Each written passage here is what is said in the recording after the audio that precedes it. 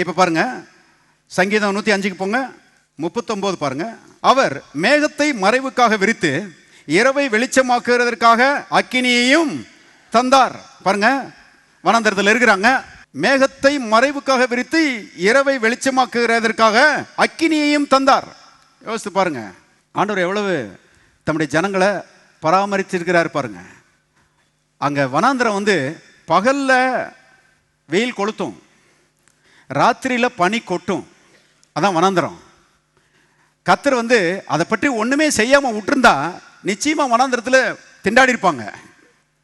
ஆனா நம்முடைய ஆண்டவரை பற்றி ஒரு விஷயம் என்னன்னா, தம்முடைய பிள்ளைகளை நல்ல விதத்தில் பராமரிக்கிறதுல அவரை போல ஒரு அன்பின் தகப்பனை எங்கேயுமே பார்க்க முடியாது. ஆமேன். எத்தனை பேர் ஆமேன் சொல்றீங்க? அவர் அன்பின் பரலோக பிதா தம்முடைய பிள்ளைகள் ஒவ்வொருவரையும் குறித்து ரொம்ப கரிசனையா இருக்கிறாரு. அதனாலதான் வேதத்தில் எழுதப்பட்டிருக்கிறது, அவர் உங்களை விசாரிக்கிறவரானபடியால் உங்கள் கவலைகளை எல்லாம் அவர் மேல என்ன செய்யுங்க, வைத்து விடுங்க. Is the best caretaker என்பதை தெரிந்து கொள்ளுங்கள். அருமையானவர்களே, தம்முடைய பிள்ளைகளை அவ்விதமாக அவர் பராமரிக்கிற தகப்பனாயிருக்கிறார்.